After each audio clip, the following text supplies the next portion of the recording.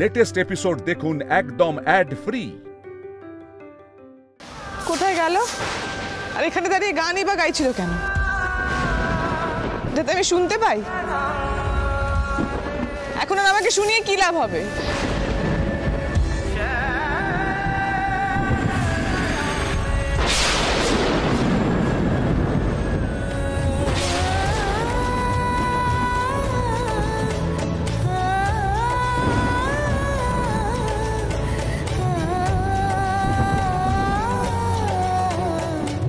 কেন কেন নিজেকে আটকাতে পারছি না আমি? আমার হাতে যে দুম করে ডিভোর্স পেপারটা ধরিয়ে দিল, একটা ঠিক মতো এক্সপ্লেনেশনও দিল না। কেন? আর আমি এই মানুষটার জন্য ছটপট করে শেষ হয়ে যাচ্ছি।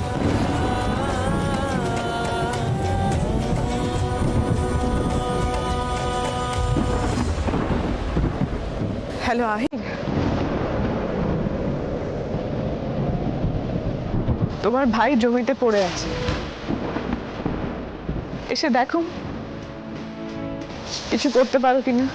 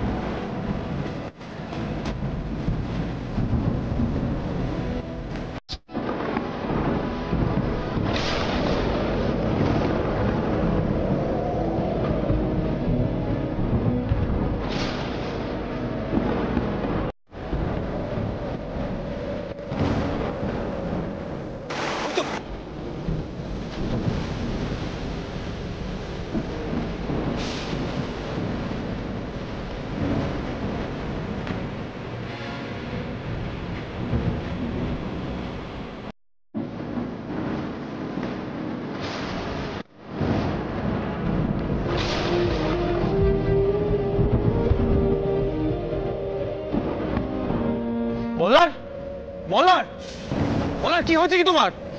তুমি এভাবে জমিতে শুয়ে আছো মানে? মল্লার ওঠো, মল্লার, মল্লার ওঠো, মল্লার, মল্লার, মল্লার।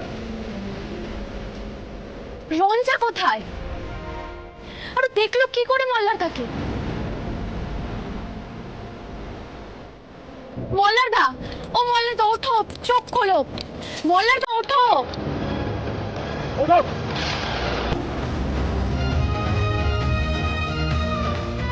মল্লার কি আরম্ভ করেছো বলো তো? তুমি কি সকলকে পাগল করে দেবে?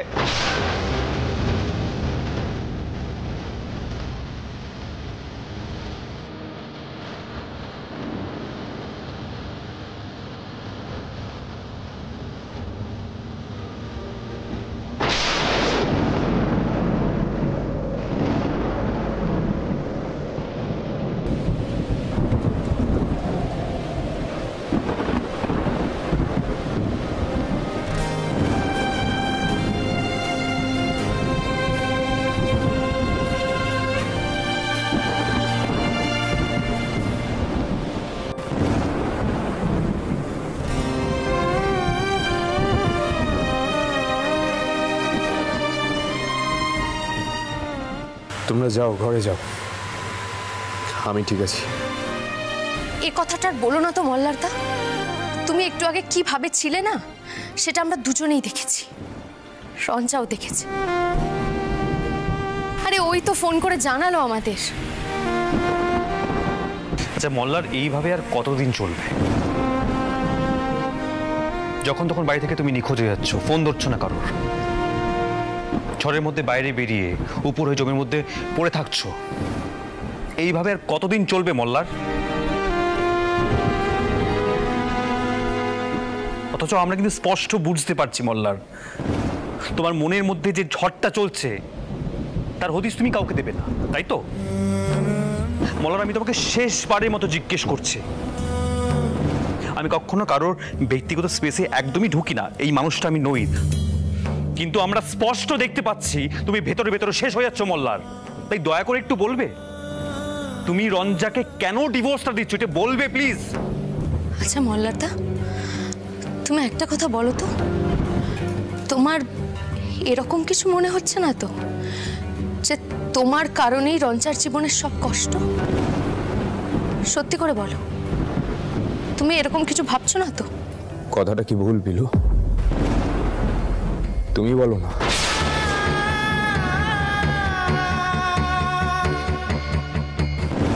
প্রথমেই সুরমণ্ডলকে হাতানোর জন্য আমি রঞ্জাকে বিয়ে করলাম। ও তো লুকিয়ে বিয়ে করতে চাইনি, আমি ওকে জোর করে বিয়ে করেছিলাম। তারপর জোর করে এ বাড়িতে এনে বাধ্য করলাম এই বিয়েটা মানতে। হ্যাঁ হ্যাঁ পিলু, আজ স্বীকার করতে আমার কোনো অসুবিধে নেই। আমি যা করেছিলাম সম্পত্তির জন্য করেছিলাম, দাদুর হয়ে প্রতিশোধ নিচ্ছিলাম যে, তাই সবসময় রঞ্জাকে কাছে রাখার একটা তাগিদ ছিল।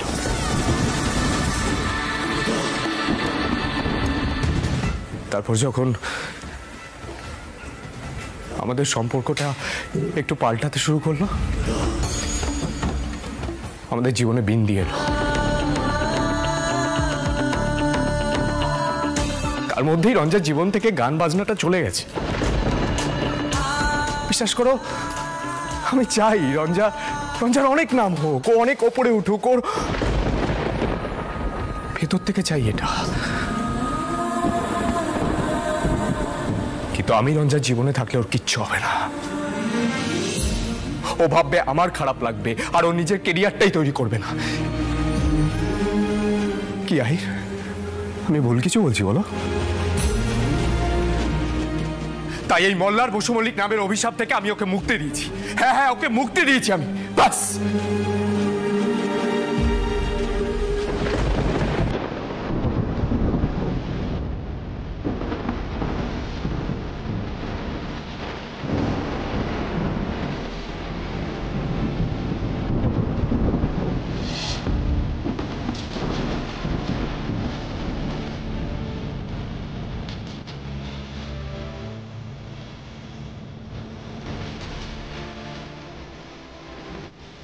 এই ছেলেকে কিছু বলার আছে? তুমি বলো। আর কিছু বলার আছে ওকে? মল্লার, তুমি যে রঞ্জাকে এতটা ভালোবাসো, ওর ভালোর জন্য তুমি যে এত বড় স্যাক্রিফাইস করার চেষ্টা করছো, তুমি ওকে একবারও জানাবে না? কি বলছো কি আহির? এসব কথা জানার পর ও কখনো মুক্তি চাইবে? না, আমি না তোমাকে বোঝাতে পারছি না আহির, রঞ্জা আমাকে কতটা ভালোবাসে। কি করে বাসে আমি জানি না। যাকে আমি বিষ দিয়ে মেরে ফেলতে পর্যন্ত চেয়েছিলাম, তারপরে কি করে এত ভালোবাসতে পারে? মল্লারদা, তুমি কি এটা বুঝতে পারছো? তোমার এই উদ্ভট কাণ্ডে রঞ্জার কি অবস্থা হচ্ছে? তোমার তাতে একটু কষ্ট হচ্ছে না? হচ্ছে বিলু, কষ্ট হবে না? রঞ্জা যখন বেনারসে গঙ্গার জলে থেকে উদ্ধার করে ওকে অজ্ঞান করে হসপিটালে রাখা হয়েছিল, আমার মনে হয়েছিল যে আমি নিজের জীবন দিয়ে ওকে ফিরিয়ে আনবো।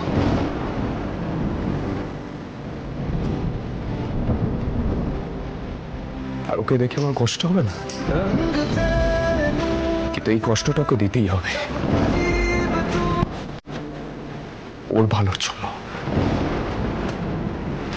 নয়তো ও সেই ঘেন্নাটা ফিরবে না। তোমাদের মনে আছে আহির, এই বিচ্ছিরি পরিবেশ থেকে বেরোনোর জন্য রঞ্জা নিজে মুক্তি চাইতো? সে সময় কি পরিমাণ ঘেন্না করতো আমাকে। সেই ঘেন্নাটা ফেরাতে হবে, নয়তো নিজেকে সামলাতে পারবে না। মল্লার এই সমস্ত ফিল্মি প্রেম দেখে কিন্তু কোনো সুরা হবে না। আমি ওর সঙ্গে এক্ষুনি কথা বলছি। না না না না না, একদম না, একদম না। কুরজি, ওকে আসতে দেবেন না। রঞ্জা আরো ছটফট করবে, আর একবার এখানে চলে এলে ওর ভবিষ্যৎ শেষ। ও শুধু আমায় নিয়েই পড়ে থাকবে। আরে আরে আমার জীবনে যে দাগটা লেগে গেছে সেটা মুছতে অনেক সময় লাগবে, ততদিন রঞ্জা ওয়েট করবে। তোমার মনে হয় তারপরে গান বাজনার জগতে ওর কেরিয়ার হবে বলে? কিন্তু এভাবে তো চলতে পারে না। গুরুজি হয়তো রঞ্জার বিয়ে দেবেন আর দাদু তোমার বিয়ে দেবেন। এভাবে কি করে থাকবে বলো তো তোমরা? পিলু, পিলু, তুমি আমার দাদা মেনেছো না? এই দাদা তোমার কাছে হাত জোর করছে, তুমি রঞ্জাকে কিচ্ছু জানাতে যেও না। দেখো, তাতে কারো কোনো উপকার হবে না, রঞ্জার হবে না, আমারও হবে না। আমি নিজেকে অপরাধী ভাববো, আর রঞ্জার স্বার্থ ত্যাগ করতে করতে একটা না একটা সময় বিরক্ত বোধ করবে। তার থেকে দূরে থাকা ভালো। হয়তো 2-3 দিন মনে কষ্ট হবে, কিন্তু তারপর রঞ্জা নিজেকে সামনে নিতে পারবে। প্লিজ, আমি বিশ্বাস করে কথাটা বলেছি আহির, আমি বিশ্বাস করে কথাটা বলেছি, কিন্তু আমার বিশ্বাসটা ভেঙে দিও না।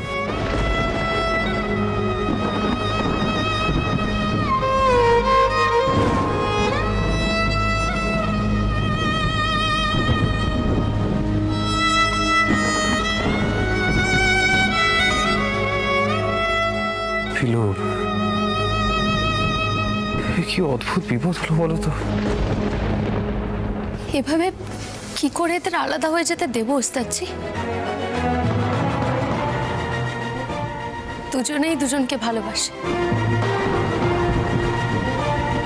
আর সেই ভালোবাসাই কিনা শেষে দূরত্বের কারণ হয়ে গেল।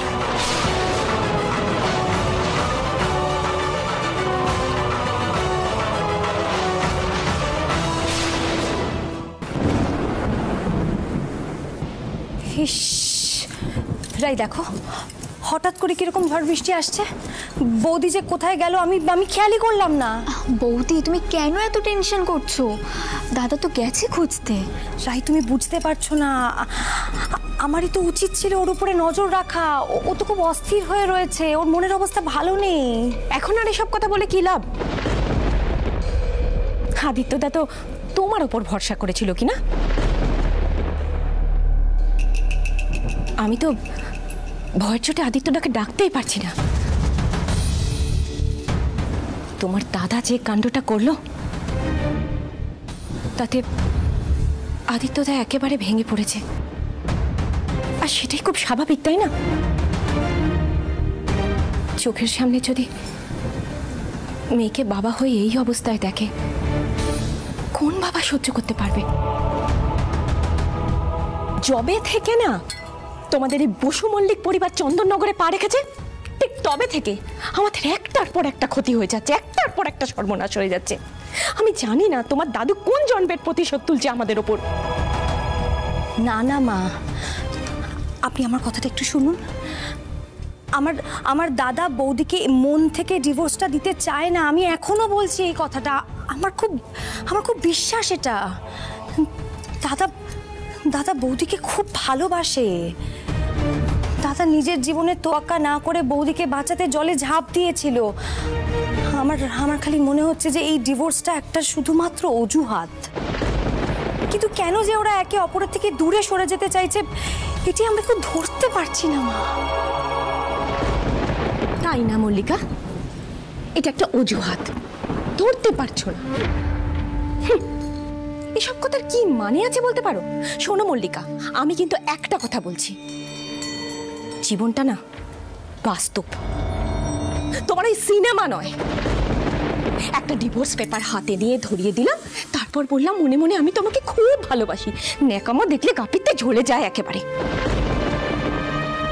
রঞ্জাত তো কম ক্ষতি করেনি মল্লার, আমি তো সেটা ভুলে যাইনি। আমি প্রথম দিন থেকে ওই মল্লারকে একদম সহ্য করতে পারি না, আজও সহ্য করতে পারি না।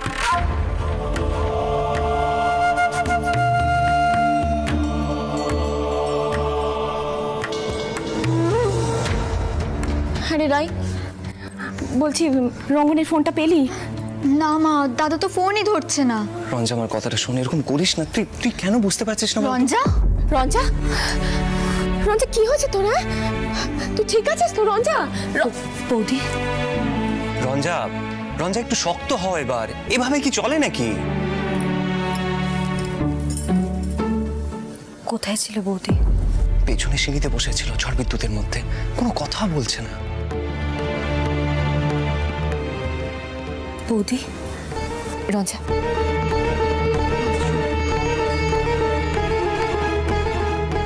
রঞ্জা, তুই কি রে? যে ছেলেটা তোকে একটা দিনের জন্য শান্তি দিল না,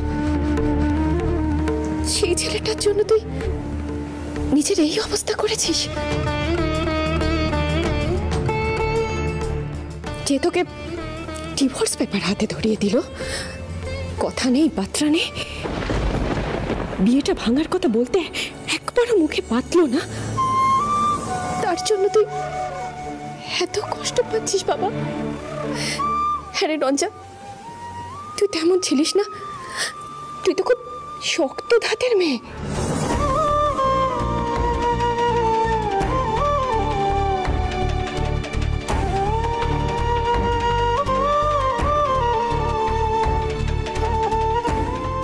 রঞ্জা, তুই কেন এভাবে হাসার চেষ্টা করছিস বলবি? তুই যখন মন থেকে রাজি নোস, তাহলে কেন তুম করে জেঠুমনের কথায় ডিভোর্স পেপারে সাইন করে পাঠিয়ে দিলি? শোন রাই, তুই ওর মাথায় আর উল্টো পাল্টা চিন্তা ঢোকাস না তো, যথেষ্ট হয়েছে। মোল্লার একটা জঘন্য ছেলে, অকৃতজ্ঞ একটা।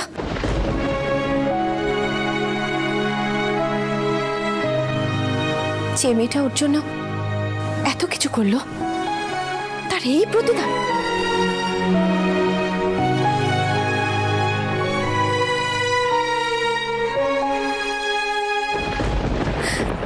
শোন রঞ্জা, তুই এভাবে ভেঙে পড়িস না, তুই নিজেকে শক্ত কর, এভাবে ভেঙে পড়লে চলবে না। শোন রঞ্জা, আমি যে কথাগুলো এতক্ষণ বলে গেলাম তোর মাথায় ঢুকলো? তুই কিছু শুনতে পেলি? মোল্লারকে তোকে ভুলতে হবে রঞ্জা।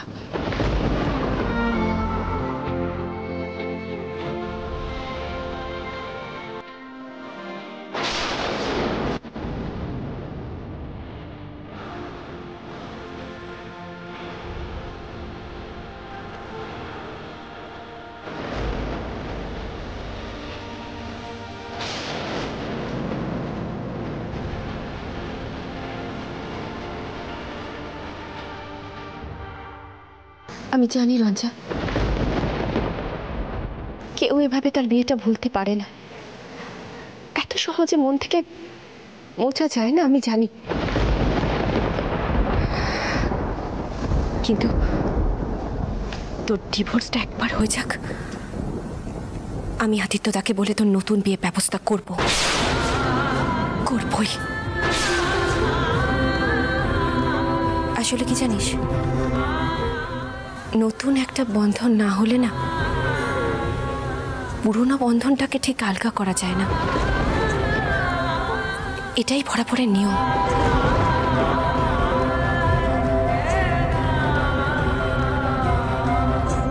রাই, যা রঞ্জাটাকে ঘরে নিয়ে যা, মেয়েটা একটু ঘুমোক গিয়ে। যা অবস্থা, ভালো হবে না। আমাদের মেয়েটা এই অবস্থা যে করেছে তার ভালো হবে না, কিছুতেই ভালো হবে না, কিছুতেই না। মা, তুমি কি সব বলছো? মোল্লার দা বৌদির দাদা হয়, বৌদি এখানে দাঁড়িয়ে আছে। মা, রেগে গেলে না তোমার মাথা ঠিক থাকে না। রঞ্জা, রঞ্জা ঘরে চল, এদের কারোর মাথা ঠিক নেই, সবার মাথা গেছে, চল।